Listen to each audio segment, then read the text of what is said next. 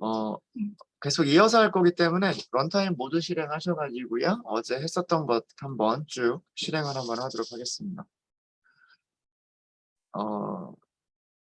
그래서 어제 했었던 것들을 잠깐 저희 개념들 좀 정리를 하면은요. 머신러닝을 나누는 여러 가지 분류 방법들이 있는데, 레이블이 있는 데이터로 학습을 하느냐, 레이블이 없는 데이터로 학습을 하느냐에 따라서 크게 지도 학습과 비지도 학습으로 나눌 수가 있습니다. 뭔가 불안하군요, 오늘. 네. 저희가 그 과정 중에서 거의 대부분 다룰 그런 그 머신러닝 학습 방법은 지도 학습을 다루게 될 거고요. 비지도 학습은 아주 약간 다루게 될 겁니다. 지도 학습은 다시 크게 분류와 회귀로 나눌 수가 있고요. 분류는 클래스들을 분류를 하는 겁니다.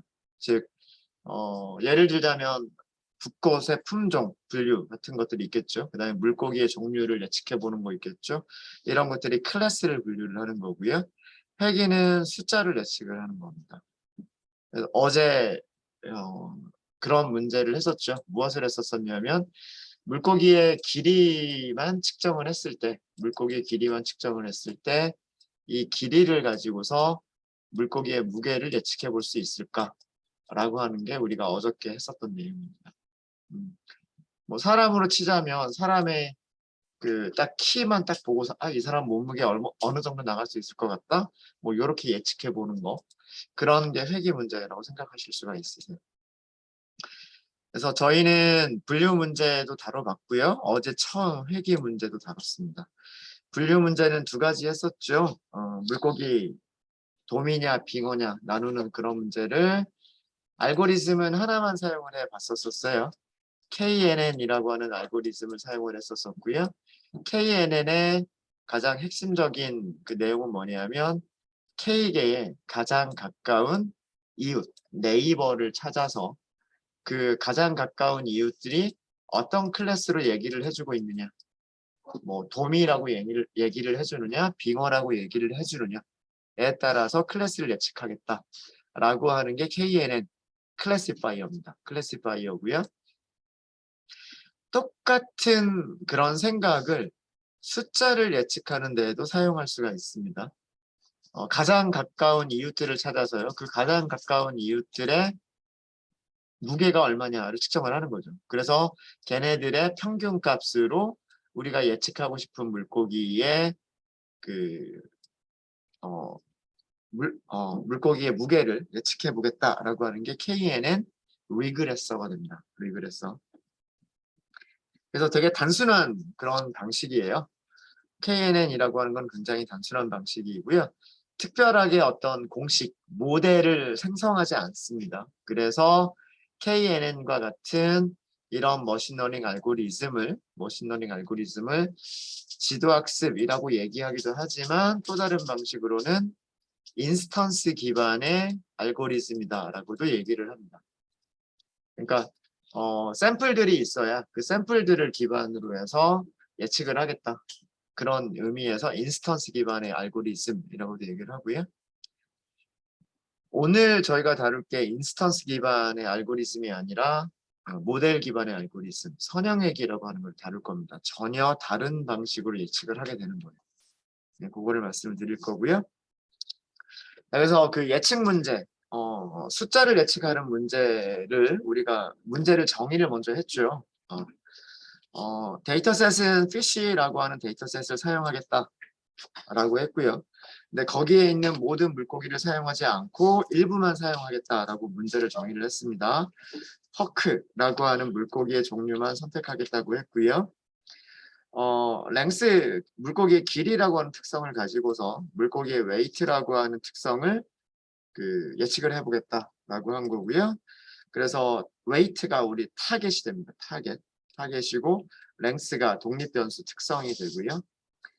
저희는 어제 KNN 리그레서까지만 사용을 해봤고 오늘 KNN 리그레서의 그 단점이 무엇인지를 설명을 드릴 거고 그 다음에 그 단점을 리니어 리그레션이 어떻게 해결할 수 있느냐라고 하는 걸 설명을 드릴 겁니다. 그 다음에 여기는 또 어제 하지 않았던 부분인데, 이것도 어제 하지 않았던 부분입니다. 독립 변수를 랭스 하나만 하지 말고, 뭐, 대각선의 길이나 높이나 두께와 같은 모든 특성들을 사용해서 웨이트를 예측해 볼 수 있지 않겠느냐라고 하는 것도 할 거고요. 네, 이런 문제도 오늘 저희가 다룰 겁니다. 여러 가지 임포트 문장들이 쭉 들어가 있고요. 모델 셀렉션, 프리 프로세싱, 전처리, 파이프라인은 우리 어저께는 써보진 않았어요. 써보지 않았고, 네이버스는 KNN 알고리즘을 사용하기 위해서고요. 리니어 모델은 선형회귀 알고리즘을 사용하기 위해서입니다.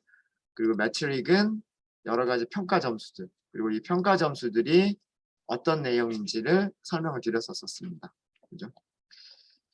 데이터셋이 있는 GitHub 주소고요. 그 GitHub 주소에 있는 CSV 파일을 읽어서 데이터 프레임을 만들었습니다. 그 데이터 프레임은 이런 모양으로 생겨져 있고요. 이 중에서 우리는 농어라고 하는 부분 집합을 선택을 했고요. 퍼크라고 하는 부분 집합을 선택을 했고, 퍼크는 전체 56마리밖에 없어요. 56마리밖에 없고, 그래서 56마리를 우리가 어제 트레인 세트와 테스트 세트로 나눴는데 0.25, 25%로 했었나? 아마 그랬던 것 같아요. 네. 밑에 보면 될 것 같고요. 특성과 타겟으로 분리를 해야 되고요. 특성은 2차원 배열이어야 됩니다. 중요한 거. 그리고 타겟은 1차원 배열이어야 그 훈련이 제대로 될 수가 있고요. 그래서 2차원 배열로 만들어주기 위해서 랭스 컬럼의 배열이라고 선언을 한 거예요. 그죠?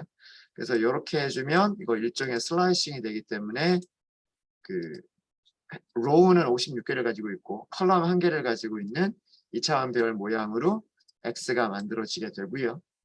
그 다음에 Y는 컬럼 하나만 선택하면 돼요. 1차원으로 만들 거기 때문에. 이렇게 해서 밸류들을 끄집어내고 역시 복사까지 했죠. 이렇게 하면 56개의 아이템으로 이루어진 1차원 배열이 만들어집니다. 밑에서 확인했죠. 이렇게 그 대괄호를 두 개 써준 이유가 무엇을 만들기 위한 거다? 컬럼 1개짜리 2차원 배열 만들기 위해서였었다라고 하는 겁니다. 그 다음에 훈련셋과 테스트셋으로 나눴죠. 여기 보시면 25% 이렇게 나눴어요. 그리고 이 문제는 클래스별로 나누는 문제가 아니에요. 그죠? 우리는 숫자를 예측하는 거죠. 네. 클래스별로 나누겠다. 분류를 하겠다. 클래스별로 분류를 하겠다. 이때에는 무엇을 사용하시면 되냐면 층화 추출, stratified 샘플링을 이용하시면 되는데 여기서는 클래스라는 게 없죠. 그죠? 뭐 도미, 빙어 이런 게 있는 게 아니잖아요. 그래서 여기서는 단순하게 훈련셋이나 테스트셋의 크기를 어떻게 할 것이냐, 그 다음에 랜덤하게 섞겠다. 요것만 주시면 돼요. 요것만. 그래서 여기서 그 트레인과 테스트를 나눈 그 기준을 보시면 25%를 테스트셋으로 했고요. 그럼 나머지 75%가 훈련셋이 되게 됩니다. 랜덤 스테이트는 그 인덱스들을 섞을 때 난수를 만들어내게 됐는데 그 난수를 만들어내는 시드를 의미를 하고요. 그래서 훈련셋과 테스트셋이 어떻게 나눠졌냐면 훈련 데이터, 그 다음에 테스트 데이터 42개와 14개 두 개 모두 컬럼이 한 개씩 똑같이 있죠. 그 다음에 훈련 레이블과 테스트 레이블 42마리 생선에 무게가 있는 거고요. 14마리 생선에 무게가 있는 겁니다. 네, 이렇게 했고 아래쪽에서는 시각화를 해봤어요. 그 파란색이 훈련 세트에 있는 물고기들이고요. 그 다음에 빨간색은 테스트셋에 있는 물고기들입니다. 이거는 무슨 얘기냐면 예를 들어서 여기 있는 물고기 같으면 여기 있는 물고기 뭐 대략 한 33cm 정도가 될 것 같은데요. 길이가 33cm 정도에 있는 물고기는 무게가 얼마냐? 그게 데이터로 제공이 되는 거죠. 이게 레이블인 거예요. 여기 있는 무게. 길이가 33cm인 물고기는 무게가 뭐 대략 500g까지는 안 될 것 같고 한 480g 정도가 될 것 같네요. 500g? 조금 내려왔나? 뭐 대략만 보면 되니까요. 대략만 보면 되니까 한 요 정도가 있을 것 같으니까 500g 정도 될 것 같네요.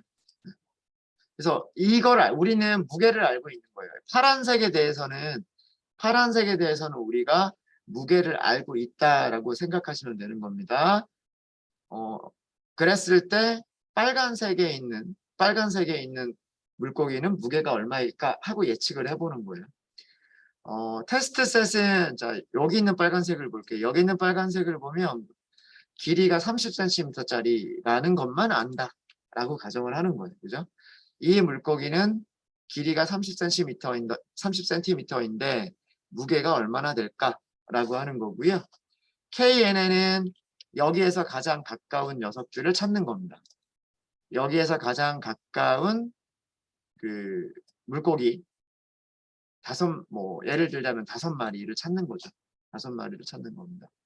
그래서 5마리를 찾아보시면 가장 가까운 곳에 있는 물고기 5마리를 찾아보시면 여기 파란색 하나 있죠? 여기 파란색 하나 있고 여기 있고 아마 얘도 가까울 것 같네요. 그죠? X축으로 거리가 떨어져 있는 정도만 보면 되니까 그래서 이렇게 해서 가장 가까운 5마리를 찾고요. 그 가장 작은 5마리가 무게가 얼마인지를 우리가 비교해 보시면 됩니다. 이렇게 찾아서 그 무게들의 무엇을 계산한다? 평균값을 계산한다. 그게 KNN 리그레서가 숫자를 예측하는 방식입니다. 네, 어렵지 않죠. 그러니까 길이가 비슷한 물고기들이 무게도 비슷할 거다라고 생각하는 거예요. 사람으로 치면 키가 비슷한 사람들은 몸무게가 비슷할 거다라고 생각하는 거랑 비슷하게 물고기도 길이가 비슷하면 무게가 비슷할 거다라고 생각을 하는 거죠. 근데 물고기 중에서도 두꺼운 게 있고 얇은 게 있고 그렇겠죠. 그러면 변수를 더 추가를 해주시면 되는 거예요. 뭐 똑같은 길이여도 두께가 두꺼운 물고기가 있을 거고 두께가 얇은 물고기도 있을 텐데 우리는 아직 그런 거는 고려하지 않고 오로지 무게로만 지금 고려를 하고 있는 거죠. 죄송합니다. 길이로만 하고 있는 거죠. 길이로만. 네. 뭐 그런 내용이고요. 자, 뭐 알고리즘에 대한 설명은 이 정도로 설명을 드리면 될 것 같고 그래서 모델을 훈련하고 평가를 하시는 방법은 일단은 모델을 생성하시면 되는 거고요. 모델을 생성했으면 이게 생성된 변수죠. 생성된 변수에다가 훈련셋과 훈련 레이블을 제공을 하면 됩니다. 제공을 해주고 그 과정을 피팅이라고 얘기를 하고요. 머신러닝 모델에 데이터를 입력해서 머신러닝 모델이 데이터와 레이블을 학습할 수 있도록 하는 게 머신러닝 학습이에요. 모델 학습입니다. 피팅을 시킬 때 이렇게 데이터만 주는 게 아니라 데이터와 무엇을 함께 주는 레이블을 함께 주는 이런 훈련 방식을 지도 학습이라고 얘기를 하는 겁니다. 만약에 얘가 없으면 그거는 비지도 학습이에요. 비지도 학습. 그래서 비지도 학습 알고리즘 같은 경우에는 똑같이 피팅이라고 하는 메서드가 있는데 레이블을 전달하지 않아요. 레이블을 전달하지 않고 데이터만 전달을 합니다. 데이터만 전달을 해요.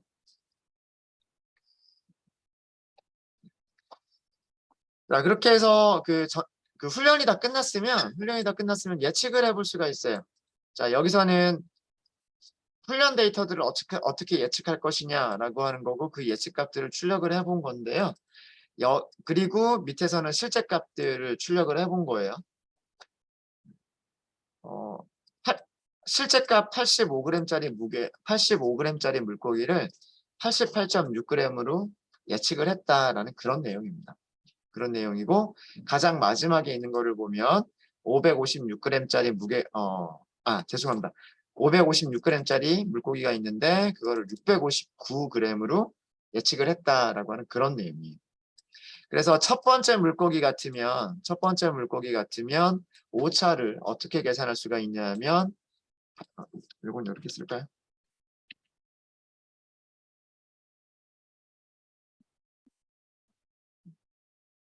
오차를 어떻게 계산할 수가 있으면 실제 값이 85g이고요. 실제 값이 85g이고 그다음에 예측 값은 88.6이에요. 이게 오차가 되는 거죠. 이게 오차가 되는 거고 가장 마지막 물고기를 보면 실제 값은 556이에요. 556인데 예측 값은 659가 되는 거죠. 이해되시죠? 중간 두 번째 물고기 한번 볼까요? 요거는 가장 마지막 물고기인 거고 네. 가장 두 번째 물고기 같으면 실제 값이 얼마예요? 실제 값은 135g이에요. 그죠? 135g이고 예측 값은 123g입니다. 자, 이거 무슨 얘기인지 아시겠죠? 그죠? 네. 중간에 생략된 거고요. 85g에서 실제 값에서 예측 값을 빼준 게 오차. 그 다음에 135g에서 123g을 빼준 게 오차. 그 다음에 제일 중간에 쭉 다 있을 거고요. 556g에서 659g 빼준 게 오차예요. 그죠? 자, 이렇게 오차를 보면 여기는 0보다 작은 오차가 나오고 여기는 0보다 큰 오차가 나오죠. 그렇죠? 자, 이렇게 우리가 오차들의 평균을 계산을 해볼 수가 있는데 그러니까 평균적으로 오차가 어떻게 될 것이냐라고 하는 것을 우리가 계산해 볼 수가 있을 거란 말이에요. 그런데 문제는 뭐냐면 오차라고 하는 게 어떤 오차는 0보다 큰 오차도 있고 어떤 오차는 0보다 작은 오차도 있기 때문에 평균을 구하기 위해서 그냥 다 더해버리면 실제로 그 오차의 크기들이 서로 상쇄가 돼버리기 때문에 오차들의 평균으로서 적절하지가 않다라고 하는 거죠. 그래서 오차들의 평균을 계산할 때는 그 오차들의 절대값, 크기만을 보는 거예요. 크기만을 보거나 이런 방법이 있는 거고요. 또 한 가지는 여기를 전부 다 제곱을 해버리는 거예요. 오차들을 제곱을 해버리면 전부 양수가 될 테니까요. 그래서 제곱들의 평균을 계산하시면 됩니다. 여기서는 아까 43마리였네? 정확하게 기억이 안 나는데 그걸로 나눠주시면 되는 거예요. 그래서 오차들의 제곱의 평균을 계산한 것을 민, 제곱했다라고 해서 스퀘어 에러라고 얘기를 하는 거고요. 민 스퀘어 에러라고 얘기를 하는 거고 또 아까 말씀드렸듯이 제곱이 아니라 절대값들의 평균을 계산할 수 있어요.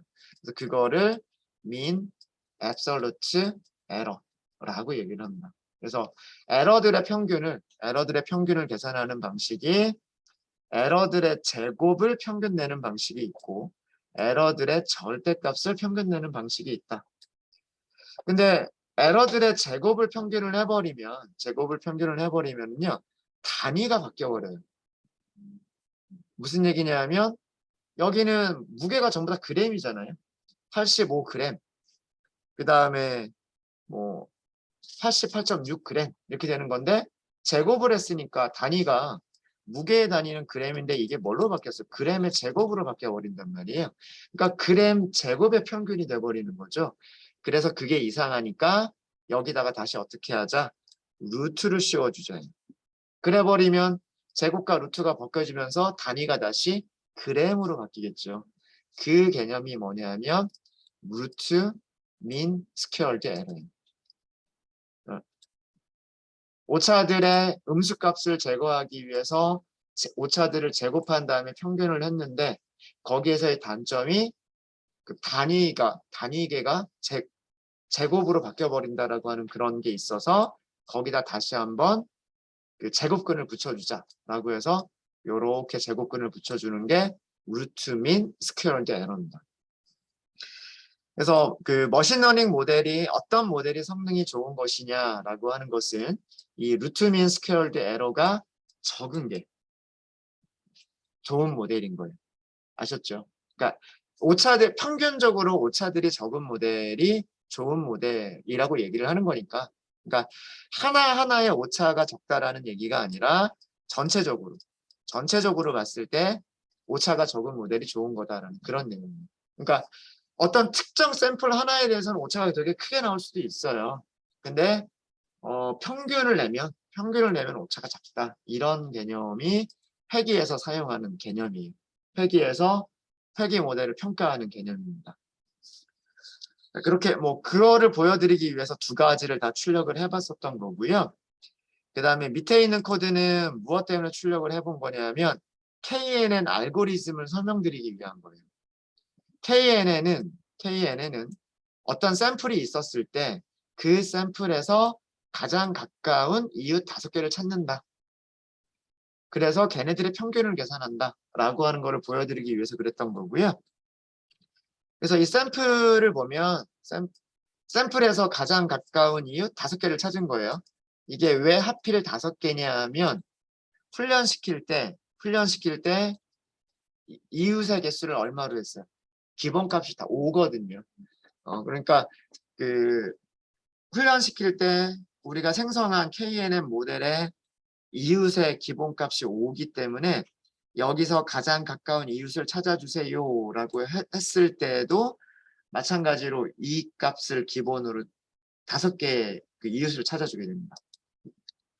근데 얘가 리턴하는 거는 실제로 샘플 값들이 아니라 샘플이 있는 위치를 리턴을 해주는 것 뿐이에요. 그래서 얘가 리턴하는 값을 보면 0번, 10번, 36번, 2번, 17번이라고 하는 이 의미들은 뭐냐면 0번 샘플에서 가장 가까운 이웃의 인덱스는 0번이다라고 하는 거예요. 이건 당연한 얘기겠죠. 나와 나 자신까지의 거리는 0이잖아요. 그쵸? 이것보다 더 가까운 샘플은 없을 거예요. 이거는 우리가 훈련셋에서 꺼낸 거고, 그죠? 훈련셋의 0번 샘플인 거죠. 훈련셋의 0번 샘플과 가장 가까운 인덱스는 훈련셋의 0번 인덱스에 있는 샘플인 거죠. 그래서 항상 이게 훈련셋이기 때문에 여기가 같은 인덱스가 하나가 나오게 되고요. 여기 테스트 셋으로 넣어주면 다른 결과 나옵니다. 나머지 4개가 그 자기 자신을 제외하고 가장 가까운 이웃 4개예요. 그래서 얘네들의 무게의 평균을 계산을 해본 거죠. 얘네들의 무게의 평균을 어떻게 계산하시면 되냐면 무게를 가지고 있는 배열이 뭐예요? 무게를 가지고 있는 배열이 Ytrain이란 말이에요. 레이블가. 그죠? 그 레이블에서 이 네이버 인덱스 0번이라고 하는 요 배열은 뭐냐면 0, 10, 36, 2번, 17번 얘네들을 얘기를 하는 거예요. 이웃 5개의 인덱스예요. 이웃 5개의 인덱스를 가지고서 Y 트레인에서 값들을 선택을 해봤더니 그게 85, 85, 80, 78, 115 이렇게 5개의 무게가 나옵니다. 이 5개의 무게를 평균을 계산을 한 거죠. 그 값이 88.6이다. 이거 어디에서 나온 값이었었어요? 아까 트레인 프리딕트의 첫 번째 값에서 나온 그 값이었던 거죠. 그렇죠? 나머지도 똑같은 방식으로 진행이 된 거예요. 나머지도 다 똑같은 방식으로 진행이 된 거고요. 테스트 셋도 마찬가지로 예측을 하실 때 이렇게 예측을 하시면 됩니다. 테스트 셋 넣어서 프리딕트 하시면 되고요. 그런 예측 값들이 나오게 되고 그 다음에 실제 값과 얘를 비교를 해보시면 됩니다. 자, 여기서도요. MSE를 우리가 직접 한번 어떻게 계산이 되는지를 한번 볼까요? MSE가 계산되는 방식을 보시면 실제값, 첫 번째 물고기의 실제값이 얼마예요? 5.9g이에요. 그죠? 이거를 여기에서 뭘 빼요? 예측값이 60g이죠. 오차가 좀 많이 나네요. 그죠? 그죠? 네. 여기에다가 제곱을 하는 거고요. 제곱을 하는 거고 더하기. 두 번째 물고기는 뭐예요? 실제값이 100g이에요. 두 번째 물고기의 예측값은 79.6g이에요. 그리고 여기를 이것도 다시 양수, 음수 없애기 위해서 제곱을 해주는 거예요. 이런 식으로 쭉 계속하면서 어디까지? 제일 마지막까지. 제일 마지막 물고기의 실제 값은 300g 빼기 예측값이 248g. 이거를 제곱을 해주는 거죠. 그렇죠? 얘네들을 뭘로 나눠주느냐? 얘가 전체 몇 개? 하나, 둘, 셋, 넷, 다섯, 여섯, 일곱, 여덟, 아홉, 열, 열한, 열둘, 열셋, 열넷. 전체가 14개이기 때문에 네. 하필이면 이게 여기 전체가 14개이기 때문에 이거를 뭘로 나눠준다? 14로 나눠준다. 개수. 그리고 거기다가 루트를 씌워준다가 되는 거죠. 이해되시죠? 얘가 의미하는 거는 5.9 빼기 60. 얘가 의미하는 거는 100 빼기 79. 그럼 제일 마지막에 의미하는 게 300 빼기 248. 나머지도 마찬가지 방식으로 하는 거예요. 그래서 각각의 제곱들을 해주는 거고요. 이 개수가 전체 14개이기 때문에 14개로 나눠주는 거예요. 그래서 min, 에러인데 에러들을 어떻게 하겠다? 제곱을 하겠다. 제곱한 다음에 평균을 내주겠다. 다 더한 다음에 개수를 나눠주는 게 평균이죠. 거기다가 다시 루트를 씌웠으니까 앞에 R 이렇게 붙이는 거예요. 이게 RMSE라고 하는 개념인 겁니다. 이해되시죠? 네, 그래서 mean square error라고 하는 것은 오차들의 제곱의 평균이라고. 그러니까 용어 정의만 알면 이것만 알면 계산하는 방식이 나오는 거고요. RMSE는 거기다가 제곱분 씌워준 거다라는 얘기고, mean absolute error는 우리말로 할 때는 거꾸로 가면 돼요. 영어는 mean absolute error 그러면 오차들을 절대값 씌운 다음에 평균 계산하겠다. 이렇게 거꾸로 하시면 돼요. 오차들의 절대값들의 평균이다 라고 하는 거고요. 자, 그러면 좋은 모델이다 나쁜 모델이다, 아까도 잠깐 말씀을 드렸지만 좋은 모델이라고 하는 거는 오차가 작은 게 좋은 모델이에요. 오차가 작은 모델이라고 하는 것은 MSE가 됐든 RMSE가 됐든 MAE가 됐든 얘네들이 작은 게 좋은 모델이란 말이에요. 그러니까 MSE가 작으면 RMSE도 작을 수밖에 없고요. MSE가 작으면 MAE도 작습니다. 예. 그러니까 세 개 중에 하나만 생각하시면 되는 거예요. 근데 우리가 일반적으로 점수다라고 하면 보통 생각하기에 점수가 크면 우수 A, 점수가 작으면 F. 보통 이렇게 생각한단 말이에요.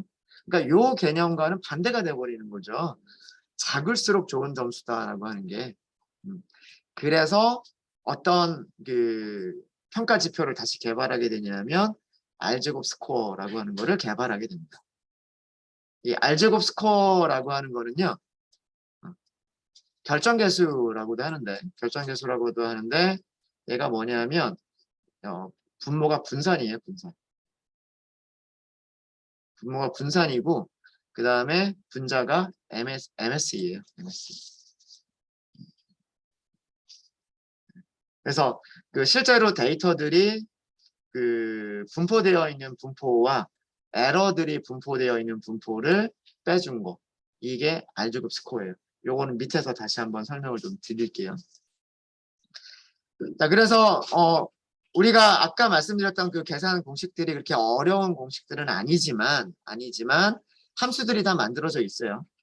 mean square error, 그 다음에 뭐 mean absolute error, 그리고 R2 score라고 하는 함수들이 다 만들어져 있고요. 패키지는 무슨 패키지? 모듈은 무슨 모듈 안에? 평가 지표라고 하는 단어가 뭐예요?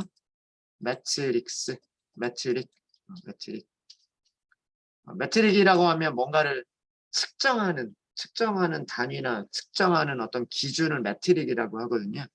그래서 평가 지표라고 하는 모듈 이름이 매트릭스고요. 매트릭스라고 하는 모듈 안에 이런 함수들이 있어요. 그래서 MSE만 있고요. RMSE는 없어요. RMSE는 어떻게만 하면 되냐 하면 MSE 계산한 다음에 루트를 씌워버리면 되니까. 이게 말 그대로 루트, 민, 스퀘어, 에러잖아요. 그죠? 네. 그래서 이게 루트, 민, 스퀘어, 에러. 그래서 RMSE란 말이에요. RMSE. 그렇고 여기서 우리가 해보지는 않았지만 MAE도 같은 함수가 있어요. 함수가 있고 알트 스코어, 있습니다. 그죠? 알트 스코어도 있고요. 그리고 그 다음에 여기에서 제가 말씀드렸던 게 있는데, 사이킷런의 클래스에 대해서 말씀드렸던 게 있어요. 사이킷런의 클래스는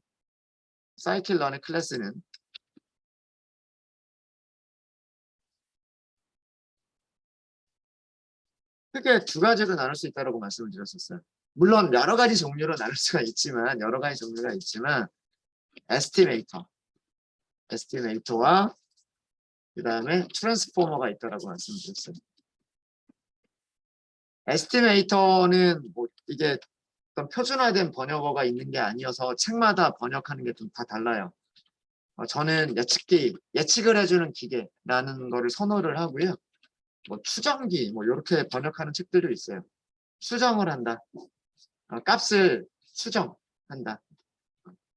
그 다음에 트랜스포머는 보통은 변환기, 뭐 이런 식으로 얘기를 하고요. 에스티메이터는 세 가지 메서드를 가지고 있어요. fit, 훈련을 시키고요. predict, 예측을 하고요. 점수를 계산해요. 스코어. 이 세 가지 메서드를 가지고 있는 게 에스티메이터예요. 그 다음에 변환기는 fit과 transform이라고 하는 메서드를 가지고 있는 게 transform이에요. 그래서 예를 들면 에스티메이터의 가장 대표적인 게 우리가 지금까지 사용해 본 건 딱 두 개가 있죠. KNN 클래시파이어, 그리고 KNN 리그레서. KNN 클래시파이어도 훈련시킨 다음에 예측하고 스코어 메서드 호출을 하면 정확도가 계산돼서 나오죠. 정확도가 계산돼서 나오고, KNN 리그레서는요. 리그레서는 훈련시키죠. 예측하면 숫자들이 예측돼서 나오죠. 스코어하고 계산하면 여기서 계산돼서 나오는 게 결정 개수가 계산돼서 나온다라고 하는 거예요. R제곱 스코어라고 하는 결정 개수가 계산돼서 나오는 겁니다. 이해되셨죠? 이해되시죠? 변환기는 fit과 transform을 가지고 있는데요. 그리고 fit과 transform을 한꺼번에 할 수 있는 fit transform도 가지고 있기는 있어요. fit transform을 가지고 있기는 합니다. 네. 우리가 사용해 봤었던 거는 두 가지 정도가 있었죠. 스탠다드 스케일러가 있었고, 그 다음에 min, max 스케일러가 있었어요. 그죠? 네. 앞으로 더 많은 클래스들을 저희가 공부를 하게 될 겁니다. 공부를 하게 될 건데, 사용하시는 방법 생각해 보세요. 객체 생성을 하죠. 그 다음에 피팅하면서 훈련셋 집어넣죠. 그 다음에 트랜스폼 하면서 훈련셋을 스케일링하고 테스트셋을 스케일링하죠. 그렇죠? 네. 모든 클래스 스탠다드 스케일러도 마찬가지고 민맥스 스케일러도 마찬가지. 그래서 이 사이클런이 공부하기가 좋은 게 뭐냐면 클래스 하나에 대해서 여러분들이 공부를 하고 나면 다른 클래스들을 사용하시는 방법들이 다 비슷비슷한 거예요. 에스티메이터를 사용하는 방법들이 다 비슷비슷하고, 그 다음에 트랜스포머를 사용하시는 방법들이 다 비슷비슷한 겁니다. 물론 그 안에 들어가는 어떤 수학적인 내용이나 그런 것들은 다 다르지만 각각의 머신러닝 알고리즘이 계산하는 여러 가지 수학적인 공식들은 다른 거지만 메서드를 이용하는 방법은 다 똑같은 거예요. 메서드를 이용하시는 방법은. 그래서 요것도 아마 제가 어딘가에서 정리를 해드렸던 걸로 기억을 합니다. 자, 그랬고, 그래서 테스트셋에서도 다 계산을 해봤죠. 여기서 스코어가 위에서 우리가 계산했었던 R제곱 스코어, 이 R제곱 스코어와 모델이 가지고 있는 스코어라고 하는 메서드가 똑같은 값을 주더라. 그걸 얘기하고 있고요. 그 다음에 테스트셋은 계산을 하시려면 테스트셋의 실제값과 테스트셋의 예측값을 줘서 mean squared error를 계산할 수가 있고요. 거기다 루트를 씌워서 루트 민 스퀘어드 에러를 계산할 수가 있고 R제곱 스코어 마찬가지로 실제값과 예측값을 줘서 R제곱 스코어를 계산할 수 있습니다. 물론 KNN 스코어 메서드 이용해서 여기다 테스트 데이터 그리고 테스트 레이블 주게 되면 똑같은 결과를 또 주게 될 거예요. 이거랑 똑같은 결과를 주게 될 겁니다. 그래야만 돼요. 그죠? 안 했었군요. 어제. KNN 리그레서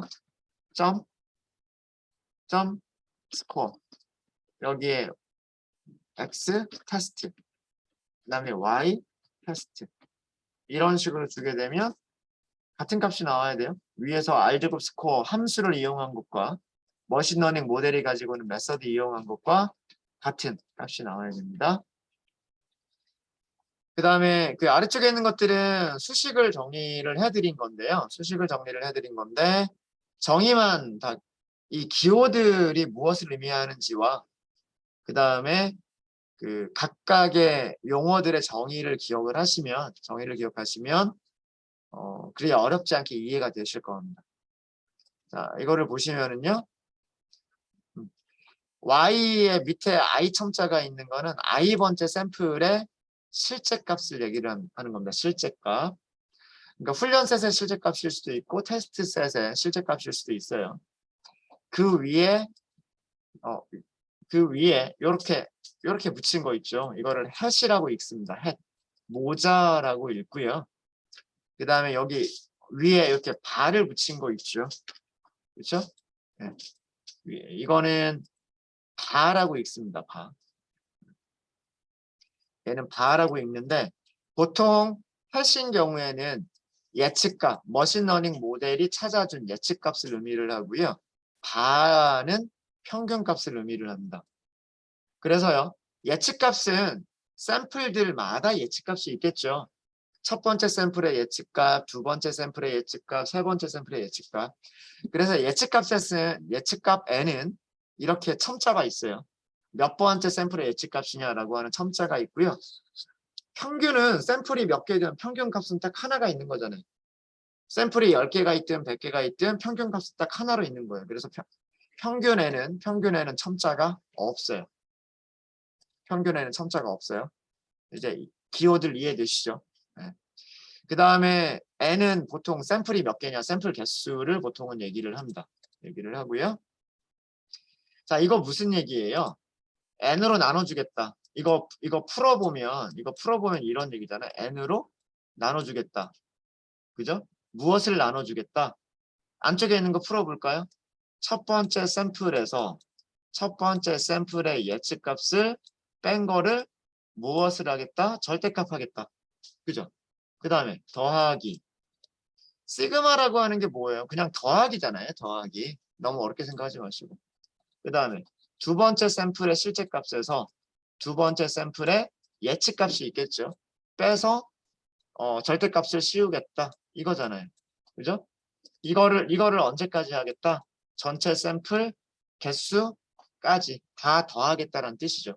그러니까 여기에 있는 내용이 뭐예요? 여기에 있는 내용이 뭐냐면 에러를 계산을 했고 에러의 절대값을 씌웠으니까 에러의 절대값이고 그 에러의 절대값들을 다 더한 다음에 개수로 나눴으니까 에러들의 절대값의 평균인 거죠.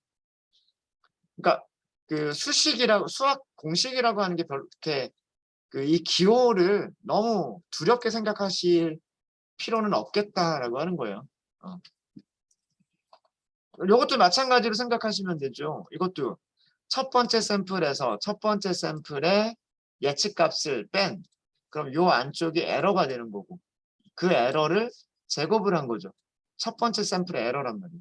그거를 1번 샘플부터 n번 샘플까지 다 더해 나가는 거죠. 그죠? n번 샘플의 에러까지 다 더하는 거란 말이에요. 다 더한 다음에 어떻게 하겠다? 개수가 n이니까 n으로 나눠주겠다. 이게 뭐예요? 평균이죠. 에러들을 제곱한 다음에 다 더해서 개수로 나누겠다. 평균을 계산하겠다. 이게 MSE란 말이에요. MSE. 그러니까 절대로 외우는 게 아니에요. 요거는. RMSE는 뭐라 그랬어요? RMSE는 MSE에다가 루트를 씌운 게 RMSE다라고 얘기를 했잖아요. 요 그대로 쓴 거죠. 그 RMSE에다가 루트를 씌워준 거.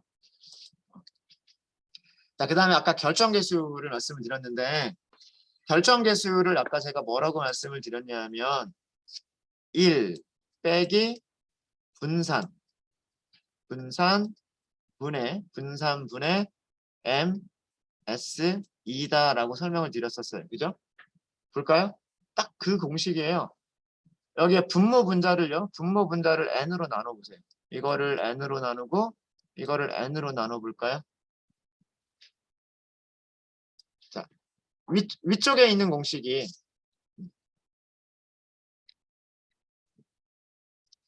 이 분자를 일단 n으로 나눈 거 볼까요? 분자를 n으로 나눈 게 뭐랑 같아요? MSE잖아요. MSE. 오차들의 제곱을 다 더한 다음에 그 개수로 나눠주면 분자가 의미하는 거는 오차들의 떨어져 있는 정도란 말이에요. 그쵸? 그쵸? 오차들의 평균이에요. 오차들 MSE. 오차들의 제곱의 평균인 거고요. 자, 그 다음 아래쪽 분모도 똑같이 n으로 나눠요. 분자를 n으로 나눴으면 분모도 똑같이 n으로 나눠야 똑같은 값이잖아요. 그죠? 자, 얘를 보세요. 얘가 뭐냐면 우리 분산의 정의죠. 분산이라고 하는 거는 데이터가 평균에서 얼마나 떨어져 있느냐. 이게 분산이잖아요.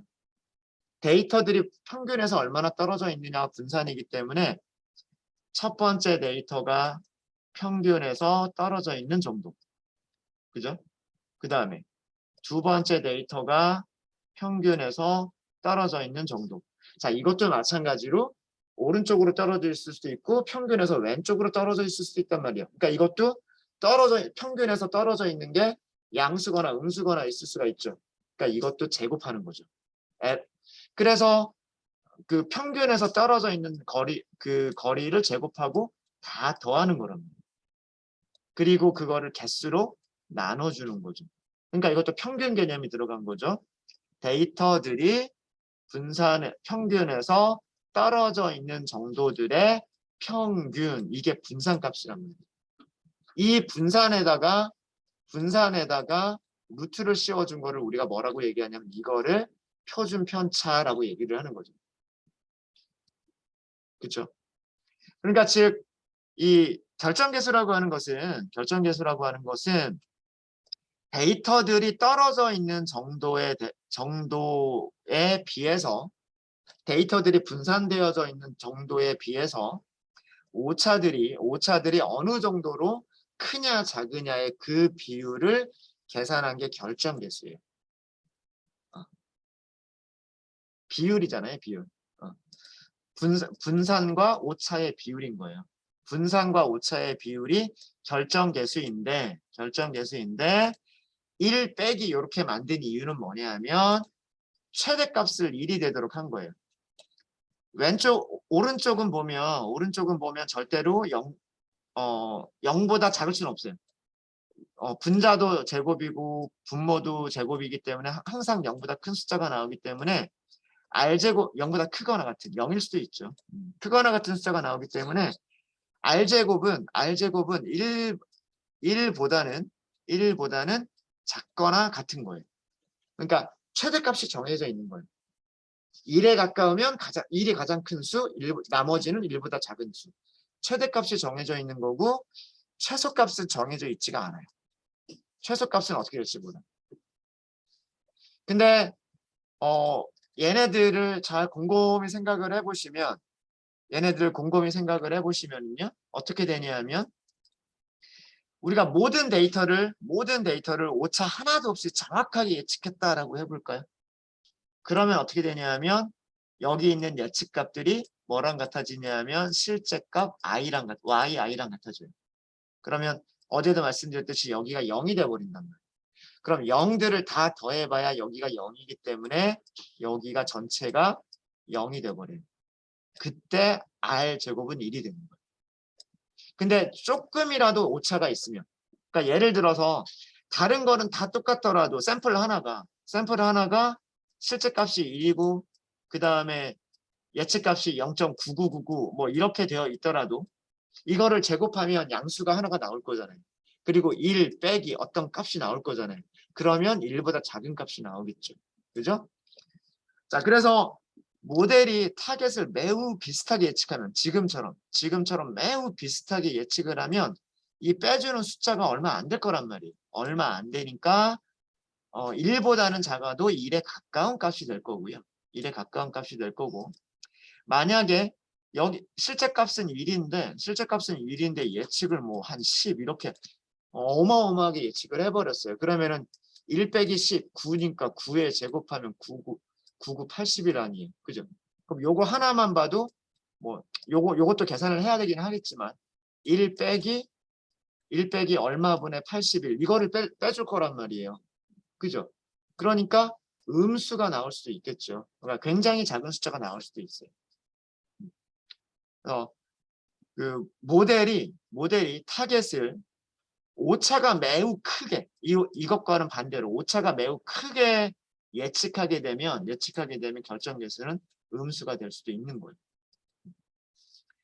그리고 만약에 그 모든 예측값을 평균이다라고 가정을 해버리면 그러니까 이 얘기가 무슨 얘기냐면 물고기 10마리가 있었어요. 물고기의 무게를 예측하고 싶어요. 근데 테스트 샘플이 있잖아요. 거기에 평균값이 있잖아요. 무조건 그 평균값이라고 해버리는 거예요. 뭐 길이가 1cm짜리 물고기든 길이가 100cm짜리 물고기건 무조건 그 평균값으로 예측을 해버리는 거예요. 그럼 어떤 거는 오차가 되게 클 거고 어떤 거는 오차가 좀 작기도 하고 그러겠죠. 그런데 그렇게 보면 분자하고 분모가 뭐가 돼버려요? 같아져 버려요. 그죠? 같아져 버리면 이쪽이 1이 되겠죠.